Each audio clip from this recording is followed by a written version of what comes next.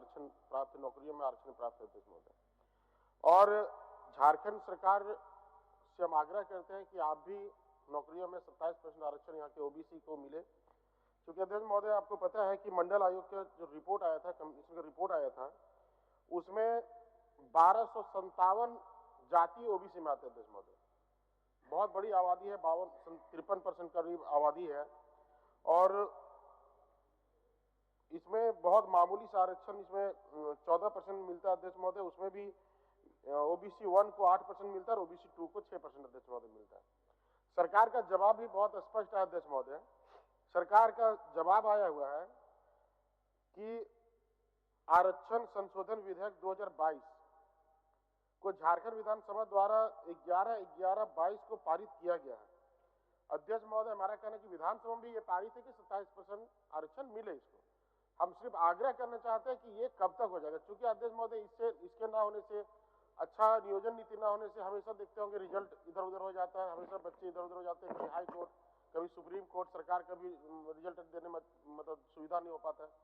तो जब ये विधेयक विधानसभा में आ गया अध्यक्ष महोदय, और इसमें स्पष्ट आ गया अनुसूचित जाति के लिए 12%, अनुसूचित जनजाति के लिए 28%, BC 1 के लिए 15%, BC 2 के लिए 12% और जनरल के लिए 10%। तो सरकार सिर्फ ये बता दे कि इसको कब तक क्रियान्वयन कर देंगे। माननीय मंत्री, तो स्पष्ट हम लोग जवाब दे रहे हैं अध्यक्ष महोदय कि 11/11/2022 को हम लोग विधानसभा से पारित करके गवर्नर को भेज दिए। तो इसलिए होने दीजिए, इन चीजों को हम लोग करेंगे। इस पर मंशा एकदम स्पष्ट है। ये कोई जवाब नहीं बात है हमारा मंत्री जी, एक ही बात कर रहे हैं। जब आपका मंशा एकदम स्पष्ट है, बहुत सुंदर मंशा भी है, 11/11/22 को आप विधेयक भी लाए और यहाँ पे करा भी लिए, तो हमारा कहना है इतने सारे विधेयक का क्रियान्वयन 10 दिन में हो जाता है अध्यक्ष महोदय, 30 दिन में हो जाता है, तो आखिर इसके लिए 3 साल अभी तक बीत गया अध्यक्ष महोदय। सरकार भी जो विधेयक लाई थी वही सरकार है, जिसको क्रियान्वयन कर रहा है वही सरकार है, तो इसमें आपत्ति कहाँ है? सबको हम लोग स्वागत करते हैं अध्यक्ष महोदय। माननीय मंत्री, क्योंकि आपत्ति कहीं नहीं है, हम लोग तो खुले दिल से विधानसभा से पारित करके भेज दिए। जहां आपत्ति हो रहा है ऊपर में, वहां आप लोग भी प्रयास करें ताकि ये चीजें लागू हो। इसीलिए कि देखिए 50% से अधिक होने पर बिहार में भी ये मामला आया, कोर्ट ने उसको जो है ना खारिज कर दिया। इसीलिए इसको 9th शेड्यूल में शामिल करते हुए इसको लागू करने का हमारी सरकार की मंशा एकदम स्पष्ट है।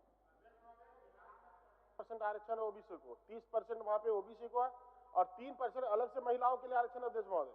अब बिहार से हम लोग अलग हुए, यही दोष है हम लोग अध्यक्ष महोदय।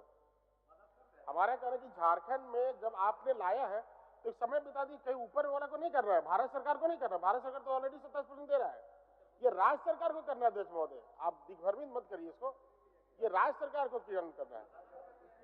अरे दिग्भ्रमित हम लोग क्यों करेंगे? आपके सरकार में ही तो ओबीसी का आरक्षण को कम कर दिया था। हम लोग ने तो 27% जो है ना पारित करके भेजा है, लेकिन ये भारत सरकार को करना है, 9th शेड्यूल में करना है। बिहार में आपने देखे जैसे आरक्षण को बढ़ाया, वैसे ही कोर्ट ने उसको सेटिस्फाइड कर दिया, उसको जो है ना खारिज कर दिया।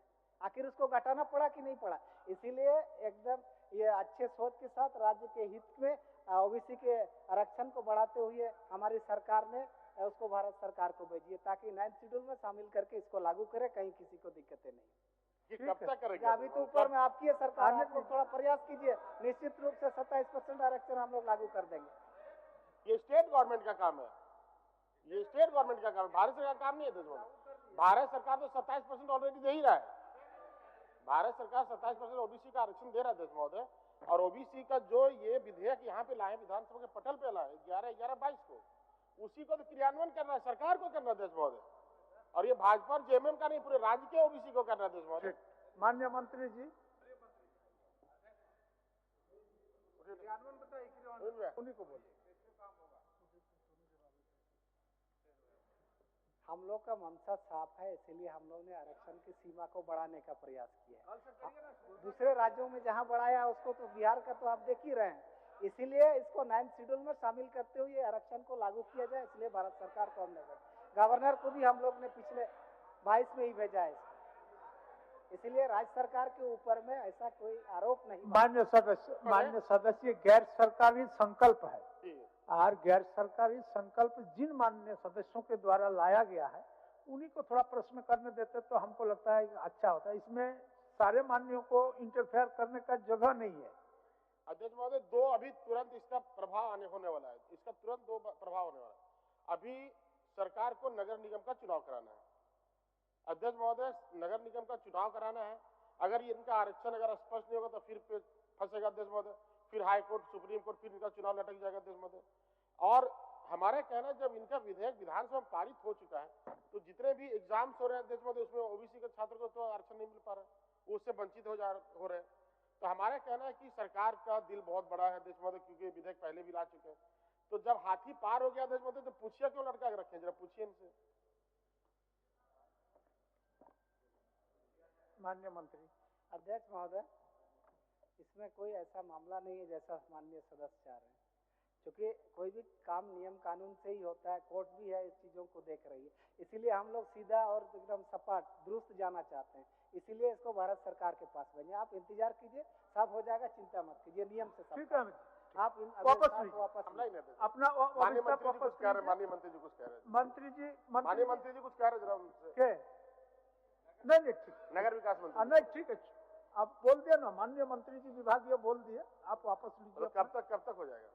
वो तो बोले यथाशीघ्र हो जाएगा, आने दीजिए। नगर निगम चुनाव के पहले हो जाएगा, नगर निगम चुनाव के पहले हो जाएगा। माननीय मंत्री जी, गवर्नर जी से करा दीजिए, आप लोग तुरंत हो जाएगा, चुनाव के पहले ही हो जाएगा, लेकिन करा दीजिए। चलिए गवर्नर के पास चलते हैं सबको। ठीक, अच्छा, वापस लीजिए। माननीय